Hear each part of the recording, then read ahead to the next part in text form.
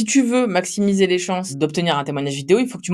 L'entrepreneuriat, c'est une course de vitesse. Si tu es un entrepreneur ambitieux et passionné, alors reste ici. Moi, c'est Mélanie Pain et tous les lundis à 18h42, je te partage mes découvertes pour développer ton business plus rapidement. Je m'entoure des meilleurs pour te faire gagner du temps. Ici, c'est que du concret et ça commence maintenant. Bon, le témoignage vidéo, c'est la preuve sociale numéro 1. Si tu me suis sur cette chaîne, je te le répète tout le temps. D'ailleurs, je suis pas la seule à le répéter, mes invités aussi. Pourtant, c'est pas toujours évident de récupérer les témoignages vidéo de ses clients. Au-delà de l'aspect technique, il faut arriver à les convaincre. Vendez-moi ce stylo. Alors, après avoir expérimenté pendant des années plusieurs techniques, je te livre dans cette vidéo ma méthode pour convaincre tes clients d'enregistrer un témoignage vidéo. Ce que tu vas apprendre dans cette vidéo, c'est la personnalisation, choisir les bonnes questions, montrer l'exemple, donner pour recevoir, savoir répondre aux objections. La personnalisation, c'est le premier point. Ce qui est important de comprendre, c'est que tu dois faire passer le message à ton client que cette demande est une demande personnelle, que c'est pas la même qu'il envoie à tout le monde. Quand c'est impersonnel, c'est pas très engageant et ça donne pas envie à la personne de répondre. En gros, c'est comme si t'étais un numéro parmi tant d'autres, il y a rien d'intéressant là-dedans. Si tu espères avoir une réponse de ton client, il faut que tu lui fasses comprendre qu'il a été sélectionné parce qu'il a vécu une expérience particulière et que c'est vraiment un choix de ta part que de le mettre en avant. Bon, en gros, il faut un peu flatter son ego. Moi, je te conseille de faire un petit tri parmi tes clients, en quelque sorte, créer des groupes de clients avec des caractéristiques communes. Le but, c'est de créer des petits groupes à qui tu vas pouvoir adresser le même message. Par exemple, tu peux te baser sur l'ancienneté de la relation que tu as avec lui, le type d'entreprise, le chiffre d'affaires qu'il dépense chez toi, et aussi la relation que tu entretiens avec. Il y a des clients que tu tutoies, d'autres que tu vous vois. L'idée en faisant ces petits groupes, c'est que ça va te permettre de faire un message adapté à cette cible-là. Donc par exemple, tu t'adresseras pas de la même manière à un client qui est là depuis 5 ans et qui te fait X milliers d'euros par an de CA qu'à un client qui vient juste de travailler avec toi, c'est sa première collab. Tu peux pas attendre de lui la même chose et tu vas pas lui demander de la même manière. Étape fondamentale, choisir les bonnes questions. Maintenant que tu sais et que tu as catégorisé tes clients, tu vas pouvoir te poser et réfléchir à quelles sont les questions adaptées à ce groupe de clients. Si tu veux pas te retrouver avec un témoignage vidéo qui a zéro valeur et qui dégage rien, il faut essayer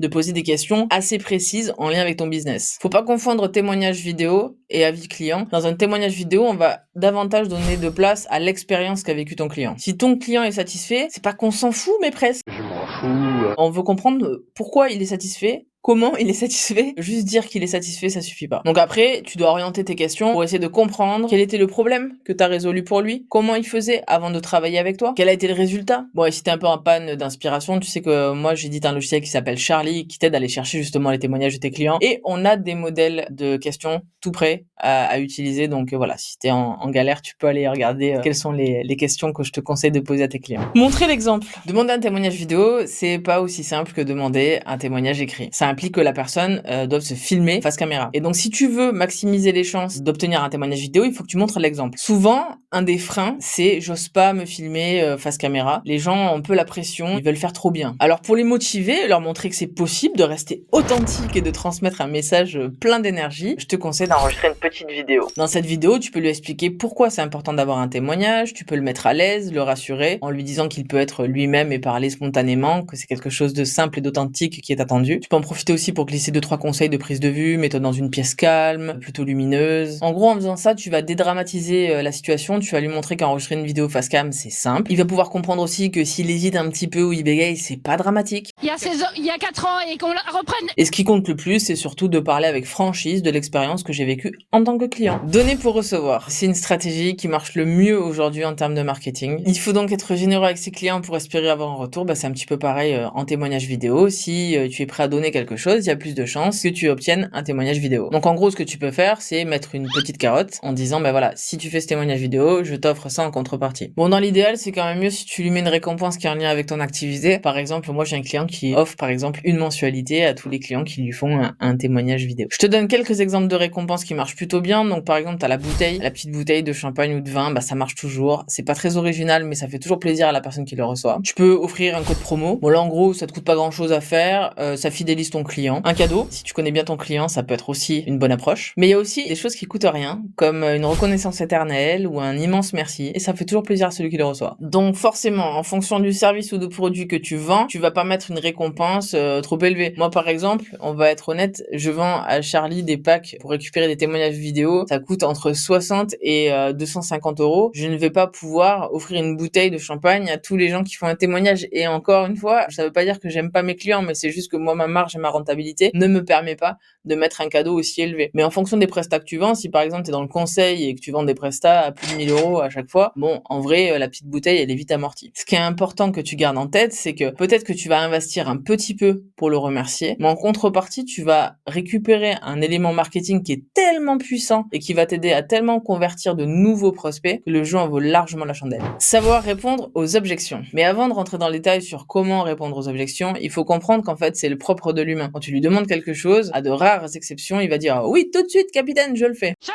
oui, chef. Donc, comme on le dit pour un commercial, un bon commercial, il lâche pas l'affaire après le premier non. Il faut être force de proposition et d'argument pour faire tomber les objections les unes après les autres. Donc, la plus connue, c'est « J'ai pas le temps ». Bah, j'ai pas le temps, en général, on peut assez facilement la contrer en disant « Écoute, je suis sûr que dans ton agenda, tu peux trouver 10 minutes la semaine prochaine, ça prend pas plus de 10 minutes à faire, c'est très simple d'enregistrer son témoignage. Si tu veux, on bloque 10 minutes pour faire le témoignage ensemble, ou encore mieux, j'ai une place la semaine prochaine entre 16h10 et 16h20, ça te dit, on fait l'enregistrement ensemble. » Après, d'autres objections qui reviennent assez souvent, c'est « J'ai pas envie de me filmer », c'est pas qu'ils ont pas envie, c'est qu'ils osent pas. Voir son image, c'est pas toujours quelque chose de facile, donc on va pouvoir plus travailler sur la réassurance. T'inquiète pas, cette image va être uniquement diffusée sur notre site internet, c'est hyper précieux si tu fais ce témoignage pour moi, ça va pouvoir m'aider à les convaincre de nouveaux clients. Tu vas pouvoir te revoir, je te montrerai la vidéo avant de la diffuser pour que tu me valides si l'image est ok pour toi. Où est-ce que mon image va être diffusée? Donc là c'est pareil, ça te permet de cadrer et tu dis bah voilà, je compte utiliser ton témoignage vidéo sur mes réseaux sociaux, sur mon site internet, dans mes newsletters. Donc là il faut jouer la carte de la transparence et expliquer un petit peu ta stratégie de communication. Faut savoir qu'en B2B, on peut en faire un argument ça. Tu peux dire par exemple à ton client qu'il va pouvoir enregistrer un témoignage vidéo pour toi, mais qu'en échange toi tu vas le mettre en avant sur ton site et que c'est une opportunité pour lui d'être visible. Bon et voilà, après il y en a plein d'autres objections, mais là l'idée c'est de montrer qu'en fait à chaque objection, surtout ne baisse pas les bras et essaye de trouver une répartie derrière pour ne pas laisser sur le non et ce serait trop dommage. Je raconte souvent cette anecdote, quand on a délivré une bonne prestation, quand notre client est satisfait, on devrait aller systématiquement chercher ce témoignage. C'est un peu si on faisait un parallèle, tu viens de faire un super spectacle, un super concert d'1h30, t'as tout le public qui est debout en train d'applaudir,